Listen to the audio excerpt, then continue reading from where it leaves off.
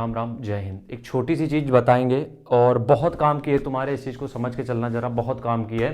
और इसके बारे में तुम्हें किसी पेड बैच में ही जानने को मिलेगा। तो अगर तुम खुद से तैयारी कर रहे हो, हम वीडियो में सबसे पहले आके हम यही बात क्यों बोलते हैं, कोई मेरा चैनल भी नहीं है कि हम मतलब ऐसा भी नहीं प्लेटफॉर्म मेरा कि हम पढ़ा रहे हो जिसके लिए हम तुम्हें बुला रहे हो। हम तुम लोगों के भले के लिए बता रहे हैं कि पेड बैच ले लेना। हम किसी ब्रांड का, कंपनी का, कोचिंग का नाम भी नहीं ले रहे हैं कि तुम उनसे जाके पढ़ो। तुम्हारा जिससे मन है उससे तुम पेड बैच लो, लेकिन लो। हम बार बार ये रिकमेंड कर रहे हैं तुम्हें, यार इतने सस्ते सस्ते बैच लोगों ने लॉन्च कर दिए, 400 रुपये, 600 रुपये, क्या चाहिए और। इसलिए हम सबसे पहली एडवाइस मेरी यही होती है हर वीडियो में कि एक पेड बैच ले लो भाई। अगर भला चाहते हो अपना, एक पेड बैच खरीद लो। 600-700 रुपये का आएगा और तैयारी तुम्हारी कम से कम अच्छी हो जाएगी। जो तुम्हें बता रहा है ना, घर पे रह के तैयारी करो। देखो एक चीज़ ये समझो, लोगों को बेवकूफ़ बनाना अपनी लुभावनी बातों से। कैसे कि हमने कह दिया कि यार हमारे पास पैसा नहीं, हम लोगों के पास, घर पे रह के तैयारी करेंगे हम लोग, अब खुद से पढ़ के निकाल लेंगे। पढ़ना तुम्हें खुद ही पड़ेगा। वो गाइडेंस तुम्हें जो टीचर देगा उसकी ज़रूरत अब पड़ेगी, तुम्हें पेड बैच की ज़रूरत पड़ेगी।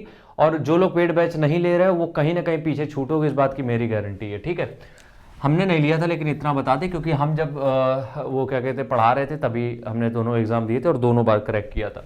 खैर, हम यहाँ पे क्या बात कर रहे थे, हम यहाँ पे ये बात कर रहे थे, भूल गए हम क्या बात कर रहे थे। हाँ, ये बात कर रहे थे कि उत्तर प्रदेश पुलिस में अगर कांस्टेबल में एक सीट चाहिए, मतलब एक वैकेंसी निकालनी है, तो सब कुछ पढ़ने से तो नहीं होगा।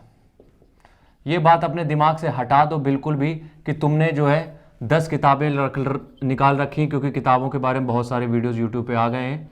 तुमने पूरी लिस्ट निकाल ली किताबों की, तुमने पूरी किताबों की लिस्ट निकाल ली है।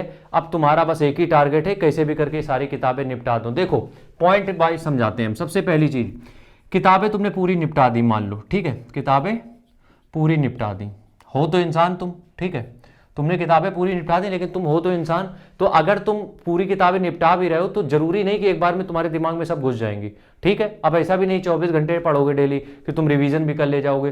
तो सबसे पहले चीज़ यही है कि हमारे पास समय इतना नहीं है कि हम उसका रिवीजन कर पाएँ। समय की बहुत कमी है, इस चीज़ को समझना पड़ेगा। दूसरी चीज़, हम पता कैसे करें कि हम क्या चीज़ नहीं पढ़ें। हम पता कैसे करें, देखो मेरे पास खुद के पास 100 ऐसे टॉपिक हैं जो कहोगे तो कल हम डाल देंगे इसमें। 100 टॉपिक ऐसे हैं जिससे सबसे ज़्यादा पूछा जाता है, जिनको तुम्हें रट लेना है, बट कहोगे तो डाल देंगे वो वीडियो भी।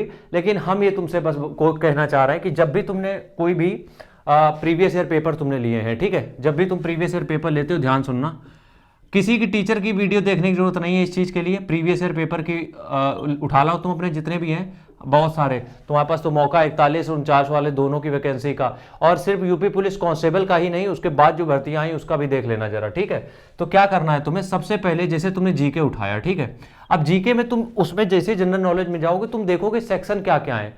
तुम्हें हर एक प्रैक्टिस सेशन से ये चीजें मेरी तुम समझ लोगे ना, वाकई में बहुत मजा आ जाएगा। हर एक सेशन से ये मत देखो 2 क्वेश्चन आए 4 क्वेश्चन, अगर उससे 2 क्वेश्चन भी आ रहे हैं वो भी अपने लिए इंपॉर्टेंट है, पढ़ना पूरा पड़ेगा। तो क्या करना है तुम्हें, हर एक टॉपिक को नोट करो। मुश्किल से एक दिन में 4-5 घंटे का टाइम लगेगा। जीके है जैसे तुमने हर एक, जितने भी एग्जाम यूपी पुलिस में कराए गए हैं अभी तक, प्रैक्टिस सेशन के मत करने लगना। जो प्रैक्टिस बुक आती उनके नहीं, previous year paper UP police के 19 के बाद जितने भी पेपर हुए सब उठा लो, फायरमैन, जेल वार्डन, जो भी तुम्हें मिला सब उठा लो। ठीक है, और तुम क्या करो, जीके की एक लिस्ट बना लो। खुद से करोगे तो ज्यादा चीजें समझ में आएगी, बताने को हम भी यहां पे बता के चले जाएंगे। जीके की एक लिस्ट बनाओ और उसमें सब नोट कर लो। समझ पा रहे हो, तुम क्या करो, जीके के सब टॉपिक नोट कर लो। अब मेरे कहने का मतलब हम समझा देते, जैसे कि कहीं पे तुम्हें नदियों के बारे में बताया जा रहा है, पूछा गया कहीं पे भारत की या फिर पूरे विश्व की, वो तुमने लिख लिया कि नदियां और कौन कौन से टॉपिक का मतलब ये है कि किस रीजन से पूछ रहा है। उसके बाद हमने देख लिया हेरिटेज सेंटर अगर पूछ रहा है, वो तुमने एक लिस्ट में लिख लिया कि यार हेरिटेज स्थल नए वाले हमें देखने पड़ेंगे। तो इस तरीके की जो भी लिस्ट, ये बोल रहे हैं टाइम लग रहा है, करने में टाइम नहीं लगेगा। एक तुमने लिस्ट बनाई, मुश्किल से 30 टॉपिक टोटल होंगे और वो 30 टॉपिक तुमने लिख लिए कि इन टॉपिक पे हमें बिल्कुल डिटेल पे जाना है। जीके का तैयार हो गया। मैथ के ऐसे तैयार कर लो, मुश्किल से 1 दिन का टाइम लगेगा तुम्हारा, तुम्हारे 100 टॉपिक तुम्हारे खुद से निकल के आ जाएंगे। जो तुम्हें किसी टॉपिक का एक भी क्वेश्चन अगर आया है कहीं पे भी, उसको भी लिख लो। ठीक है, तो बहुत सारे लेकिन ऐसे टॉपिक बाद में छूट भी जाएंगे जो कि कभी नहीं पूछे गए, तो उन पे ज्यादा ध्यान देने की भी जरूरत नहीं है। तो बस वो सॉर्टेड टॉपिक रखो। देखो अब हर कुछ तो नहीं पढ़ सकते, सब कुछ तो नहीं पढ़ सकते क्योंकि टाइम नहीं उतना। तो वो जो तुमने लिस्ट बनाई है, थोड़ा कॉम्प्रोमाइज करो, उसी लिस्ट पे स्टिक रहो। कहीं पे तुम्हें एक क्वेश्चन अगर अलग दिखता है उसको अभी के लिए छोड़ दो, जो तुमने लिस्ट बनाई उसी पे इतना फोकस करो कि उससे क्वेश्चन अगर आता है तो वो गलत नहीं होना चाहिए, ठीक है। तो दूसरी चीज ये हो गई। तीसरा, अगर लिमिटेड पढ़ते हो, ठीक है, समझो लिमिटेड पढ़ते हो, उससे मान लो 90% ही तुम्हारा सिलेबस कंप्लीट होता है, 90% ही सिलेबस कंप्लीट होता है, ठीक है, समझना मेरी बात। लिमिटेड तुम पढ़ रहे हो, कई बार क्या होता है ना, रिसोर्सेज हमारे पास कम अगर कर देते हैं हम तो सिलेबस भी पूरा उस तरीके से पूरा नहीं हो पाता है जो पेपर में आना है। तो मान लो तुमने 90% भी कंप्लीट किया है, ये मेरी खुद की स्ट्रेटेजी है और इससे हमने बहुत सारे एग्जाम निकाले भी है, इसलिए हम तुम्हें बता रहे हैं। हम बहुत ज़्यादा हर एक किताब का कीड़ा नहीं बनते हम कभी भी, जो टॉपिक हमें दिखते हैं कि आ रहे हैं बार बार उसी का पढ़ेंगे। एक दो टॉपिक अगर छूट भी जाते हैं कोई टेंशन नहीं, ठीक है।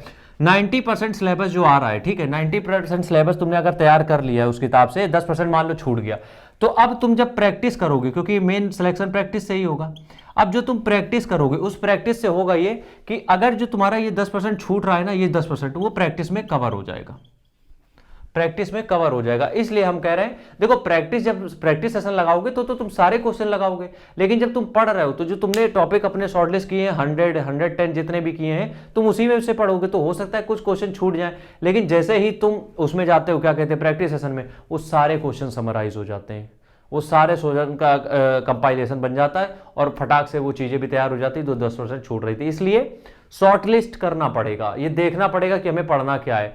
अब तुमने लूसेंट उठाई पूरी चाट ली, नहीं होगा, इससे कुछ नहीं होना है, क्योंकि तुम पूरी पढ़ ही नहीं पाओगे, टाइम ही नहीं है इतना। इसलिए थोड़ा दिमाग लगाओ, एक बस सिंपल सी चीज़ यही है, क्वेश्चंस को वो क्या कहते हैं शॉर्टलिस्ट कर लो अपने जितने भी है, बस उसके अलावा कुछ नहीं करना है। मिलते हैं नेक्स्ट वीडियो में, तब तक के लिए राम राम, जय हिंद।